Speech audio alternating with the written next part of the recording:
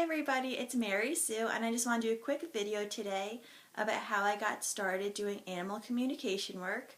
And it started probably when I was 26 or 27, and I was living with my mother at the time. And not too long before that, my grandfather was living with us and he had passed away. And my grandfather and I were very close, but actually I feel like I'm closer to him now than I ever was. So that's an interesting side effect of my animal communication work that I've been doing. But anyway, so I was at my mom's house and I was watching TV and Lorelai was with me, and she was kind of like laying on the couch, like up in this section behind my head. She makes a very good headrest. And she was looking into the kitchen while I was sitting in the living room on the couch. And all of a sudden I noticed that her little ears had perked up and her tail started wagging a little, and she looked a little confused. It looked like she had seen someone that she knows, but it felt like it was like in disbelief almost, like she couldn't believe her eyes. So I was watching her for, it wasn't too long, it was just maybe like a minute or so, and I was just watching her little ears, and her little ears were kind of like perking up, like, oh my gosh, like I see someone I know, and her little tail was swishing a little bit, and it was adorable, and it was scary. I've been having, I wouldn't say issues with spirits, but when I was little I used to see spirits. I was very afraid of them. Kind of blocked them out in college because I felt like people were always following me and with me and in my bedroom, and it was a really creepy feeling. So it's something that I just kind of tried to ignore. So at this point, Lorelai's on the couch seeing someone. I'm staring into the kitchen like, oh man, like who is this and can they go away? But then I did, take into account that her behavior was loving, it was sweet, she wasn't afraid, so clearly not a spirit that wanted to in any way, shape, or form scare or hurt us, which it was nice. But it was definitely, someone that she knew, and the only reason I knew that is because I know my dog really well, so I know, how she acts when she sees strangers versus people she knows. And I was very intrigued by what she had seen. And I kind of thought it was my grandfather, but it still really scared me. And so I called my mom, and again, at this time I'm like 27. So I called my mom, and I'm like, Mommy, can you come home? And mind you, it's like in the afternoon. It's not dark. It's not scary. I was just scared, and sometimes you just need your mommy. So she had told me, oh, it's probably just your grandfather, don't worry about it. And then she ended up coming home, which was very nice of her. And I had later in that day called my friend who is an animal communicator and asked her to do a session for Lorelai and I, because I really wanted to see, what she had seen. And I wanted to know what it was and why it was there and who it was, to just confirm for myself, that it was my grandfather. Sorry guys, a little runny nose today.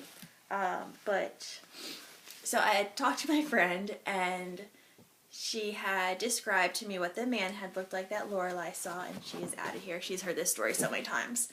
And she had described kind of like the feelings that Lorelai had when she saw him, and pretty much just confirmed that as my grandfather. Like, the emotions that she had were very loving and very caring, and she felt that like she knew this person, but she knew she shouldn't be seeing them because, again, he had passed away. So I think it was confusing for Lorelai to see him, and was like, oh, I thought you were gone, and here you are. And then actually that my grandfather as a spirit was kind of like, oh my gosh, like I didn't mean to scare them. So he kind of just went away, which was cute because, again, like he just wanted to stop it and say hi, and I think he was kind of just feeling out his new spirit body and like what he can do and where he could go and stuff like that. So I really need to connect with him to ask him about how that went for him, and kind of just what happens when you pass over. But anyway, that's a whole different story for a different day. So anyway, Lorelai had seen my grandfather, his spirit, in my kitchen at my mom's house. And I was like, okay, I'm like, that's okay.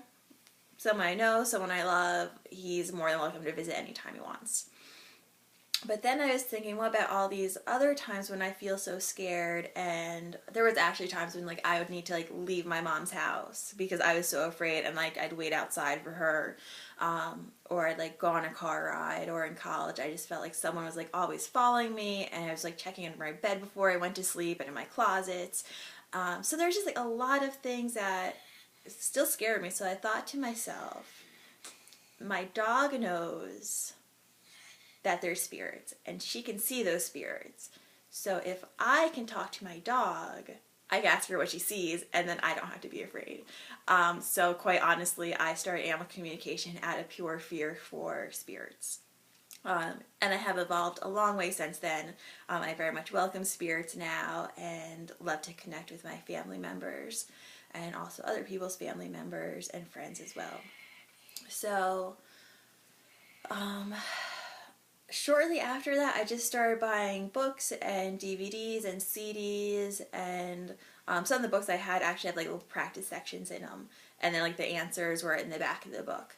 So, I just started getting my hands on as much as I could and learning as much as I could. And I worked with my friend a little bit who's an animal communicator, and she gave me some great tips on kind of how to start and what to do and how to know if you're connected with the animal versus if it's just your imagination. So that is how I got started in animal communication. And it is something that anybody can learn if they're interested.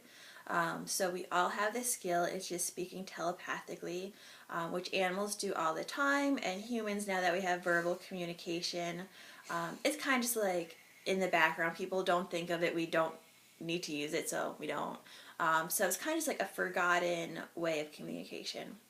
But again, anyone can learn if they're willing to, and if they want to, that is great. Just to forewarn you, you feel like you are completely crazy, and that's okay. Sometimes I still feel like I'm crazy, and I'm just like, am I doing this? Am I not? I don't even know. But then once you get the validations from the owners, and they're like, oh my gosh, like, how did you know that? And that just happened, or whatever it is. The validation makes you know that you do have a skill, that it is real, and that you're not crazy. So if you are interested in learning animal communication, I definitely encourage you to pick up some books or videos, or you could probably even go on YouTube. I will be having some YouTube videos on animal communication and how to learn, and little practice sessions and stuff like that as well. So it's something that you could definitely learn if you're interested. If you're not interested, that's okay too. But in the case that you are still interested in what your pet has to say, or if you have messages you want to relay to your pet, give me a call. So I would be more than happy to do a session for you and your pets if you are interested. So you could just either send me an email, or you can give me a call if you want a reading. I'd be more than happy to do a reading for you and your pets. I do communicate with pets who are clearly alive, like, my dog, who incidentally I cannot communicate with well. So go figure on that one. My plan completely backfired on, me being able to talk to her. I think just because I know her so well, it's really hard for me to differentiate between what is hers versus what is mine. So unfortunately, that plan didn't work out too well. I still have no idea what she sees. She doesn't really talk to me about it too much. And that's okay, because this opened a whole new pathway for me to help other people with their animals. So it is, definitely not what I had in mind, and who knew I would be doing this for the public? Not me. Not at all. But I am very happy for the path that it has led me down. I'm very happy that my grandfather came to kind of open that door for us, and for obviously my dog Lorelai, who saw that and really kind of just stoked the fires and made this all happen for me. Thank you again for watching my video, taking a couple minutes to kind of just hear my story and how I got into animal communication. I hope it really inspires other people to want to learn, this skill of telepathic communication, which I also call intuitive communication, because sometimes telepathic people think you're just a little screwy, but when you tell people you talk to animals, they think you're screwy anyway. So I guess it doesn't matter what you call it, as long as you have the skills and you believe in yourself. That's really all that matters. I hope that you guys have a wonderful day, and many blessings to all of you. So one day, Lorelai was sitting on the couch with me at my mom's house, and before my grandfather had passed, he did live with us for a while. And all of a sudden, she was kind of just looking into the kitchen because that's the direction she was facing, and I'm a very bad storyteller, so let's start this again.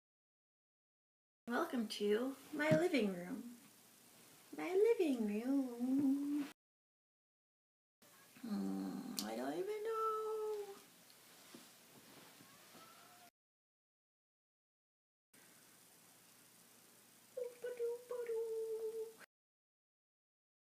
Love you. Until next time.